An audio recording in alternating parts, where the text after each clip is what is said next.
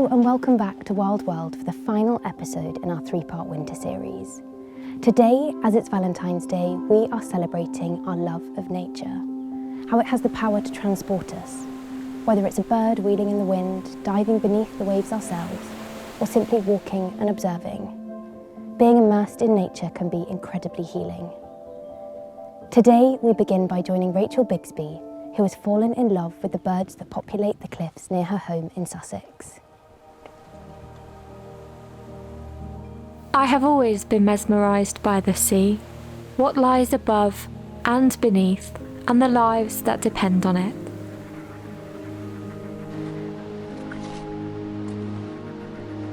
Today I'm at the Seacliff Home and Playground to a northern Fulmer colony that live right here on my doorstep in Sussex, and one of my favourite places to spend time. When I was younger, I didn't know that these seabirds were living just a stone's throw away from my doorstep. So I was absolutely overjoyed when I discovered that a true seabird, a bird that has seen life over the horizon and braved unimaginable storms, was living right under my nose. To me, the fulmar is a warrior of the open northern ocean. When other seabirds might seek refuge, these birds are battling the elements, using the winds to range over large distances, soaring seemingly effortlessly. The word fulmar has a Norse origin meaning foul gull, referring to the foul stomach oil that they spit out as a defence mechanism when threatened. I love this time of year, as winter is when the fulmars begin to return to their nest sites, the same every year to rejoin their long-term partner well ahead of the breeding season to come. They greet and bond with each other, billing and head bobbing with loud cackling calls while keeping their bills open and throats distended. They visit the nest site on calm days increasingly all through winter until the breeding season is in full swing. Hours can disappear observing the fulmars, watching them on the updrafts wheeling tirelessly round and round their breeding sites. Seabirds have the power to transport me, and anticipating the return of these birds to my doorstep every year is something that I greatly look forward to. Being with these birds has given me a drive and focus during a particularly difficult time for us all. Next time you see a fulmar, think of the journey it has been on, the sunsets and sunrises, high seas and huge waves, and maybe you'll see the warrior that I see.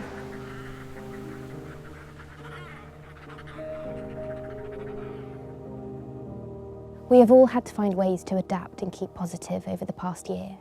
Greg Dennis, a filmmaker and underwater cameraman based in St Ives, found a way to keep creative and connected to nature while in lockdown.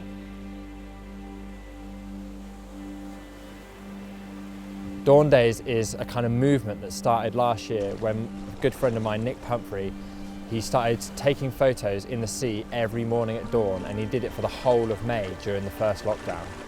He initially did it because he was feeling pretty rough about the pandemic and about the restrictions of lockdown, and he wanted to do something creative and be immersed in nature, and so he decided to get in the sea every morning with his camera to document the dawn.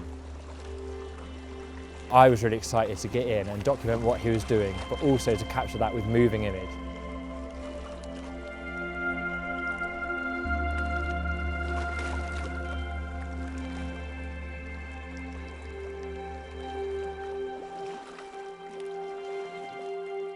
Dawn Days first started last May and dawn was at 4:30 in the morning, but now in winter dawn is at coming up to 8 o'clock, and so it's a really different feeling, and especially the huge change in temperature.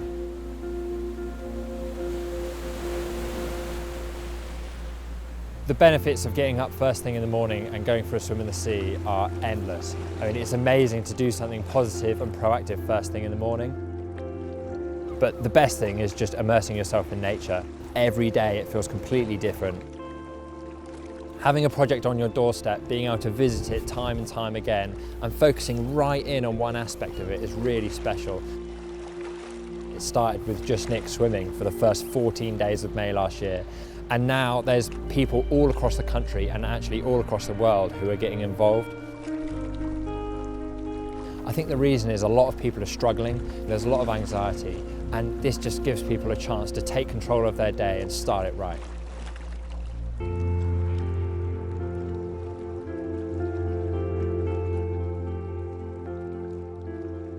One of the things that lockdown has forced us all to do is to slow down a little, and maybe even to create new routines. Gillian Burke found a tangled woodland walk near her home, and passing through this space daily found a tonic in noticing the changes as the seasons pass. Someone had told me that this time a year ago that this would have been my daily walk for a year. I think I would have panicked, the idea that my whole world would shrink down to this one well-trodden route. But actually what I've found is that by getting to know this patch, walking it almost every single day, I've started to see the familiar things, and then with that backdrop I start to notice the changes through the seasons, but also minute on minute. It looks so wild to me. Getting to know this little patch has become my classroom over the past year, in learning how to just watch and observe and play around with the idea that somehow in nature, everything changes, but also stays the same. Many of the branches are covered with a blanket of moss or dripping with lichens. I find these details mesmerizing, especially the lichen, which are probably one of the strangest life forms that are actually an alliance between two different kingdoms, plants and fungi. Slow-growing and long-lived, lichen gains are measured in millimeters a year, and for some species, their age measured in hundreds of years. Many, though, like these beard lichens, are also very sensitive to air pollution, so their abundance here is a reassuring sight. Against this seemingly permanent backdrop, the reassuring song of the ever-present robin draws my attention to what's going on above me. Blue-tit, with its bright blues and yellows, punches through the greys and greens. Extremely busy, moving almost as if in fast forward, as it picks its way through tiny cracks and crevices for wintering insects and spiders. At this time of year, many birds will be moving onto their territories to start looking for nesting sites. It's a sure sign that spring is not far. I've never really been a list person or a bucket list person, but schooling and now work has trained my brain to be much more analytical, to try and interpret everything I see. But this walk is where I can let go of all of that. And I just see what chooses to make an appearance and where my gaze naturally falls. As the wild things move through this space, as the light falls slightly differently, as the water flows through the stream, all those details catch my eye. And to think that's all here in this tiny little reserve right in the middle of town, that's pretty special.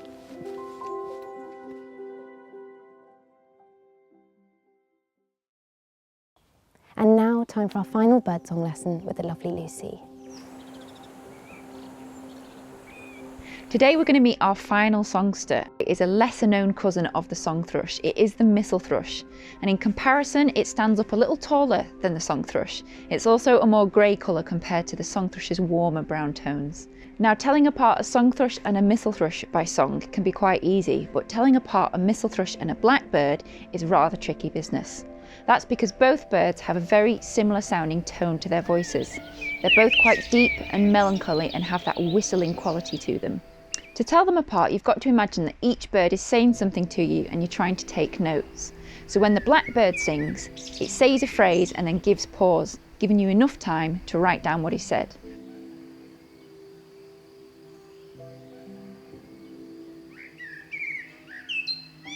When the mistle thrush sings, he'll sing and then only pause very briefly. You've not got time to write anything down, and then he'll start singing again. So it's that little bit faster song.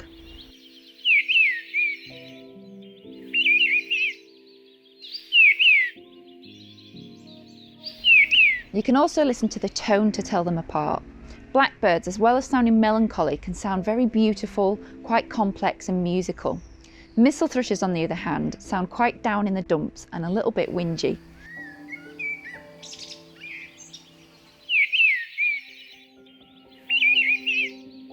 So when you're listening to that tone, try and take in the mood of the bird and just count the distance between those pauses and hopefully be able to differentiate the two in no time. Thanks so much for watching, and hopefully you've enjoyed having a little bit of a delve into the lesser known wintry world of birdsong. Winter on our UK coastline can be incredibly ferocious when the storms come through. Filmmaker Conor usually escapes these winters for warmer climes, but with restrictions in place, he has developed a newfound love for our British winters and a respect for the species that survive the storms. It seems like such a long time ago now, but way back in March, I arrived here at Land's End in Cornwall to begin a new film project. Just 3 days later, lockdown was announced. But as I'd already begun, I was given special permission to stay here. This cliff top and camper van became my home. I was here to film the shags that nest on the steep cliffs here. In the early spring, they undergo a remarkable transformation, developing a bold, tufted crest which they wear throughout the breeding season. The shag may seem an unlikely hero, quirky, cantankerous, almost prehistoric. But the more time I spent with them, the more I enjoyed their company. After all, I had no humans to talk to, and nowhere else I could go. As the weeks pass, I watch them gather and build their nests, lay their eggs, and eventually, when the coast was clear, saw them bring new life into the world.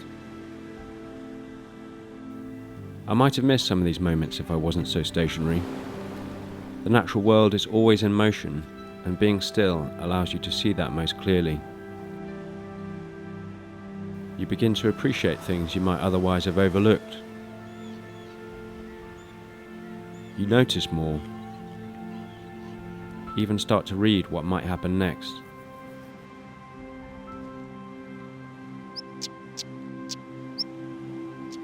Lockdown here was no hardship, quite the opposite.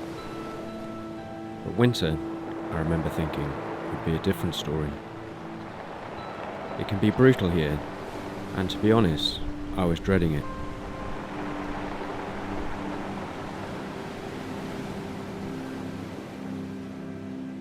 New restrictions seemed inevitable, and this time I'd have no means of escaping them. Just like the shag. Unlike most of our seabirds, they don't leave the cliffs once their breeding season is over. For them too, there's no escaping the harsh reality of winter. But if the shag can stand unmoved, even in the fiercest storm, maybe I could see this season in a different light. Winter can be dramatic, vivid, beautiful. The coast may be off limits for the time being, but the big winter skies have continued to lift my spirits. A reminder that, even in dark times, there is always light. This time of year is by far the most spectacular, and you don't need any special permission to see it.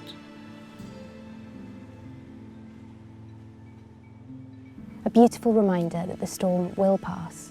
And now it's my absolute pleasure to announce the winner of our Wild World Winter Photography Competition. This beautiful image of crabby to seals napping in the ice by Tamara Stubbs.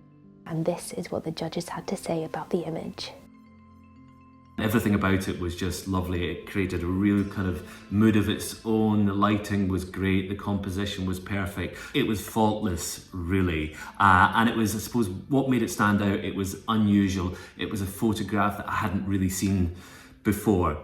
And I think the advice that I'd give to any photographer is to do that, is to look for the other, to look for the thing that's different. A huge congratulations to Tamara. A fascinating image, beautifully composed, and with that bird's eye view makes it a truly unique photo. The story behind the image, the beautiful composition, the colours, absolutely stunning. It made me want to dive right into it. The standard was so high, I thought that I was really going to struggle to pick a clear winner. Well done to Tamara, and well done to everyone else. There's some really great shots. It was it was a nice way to spend the morning going through all of the entries. They were absolutely beautiful to see, and the full gallery will now be up on the website.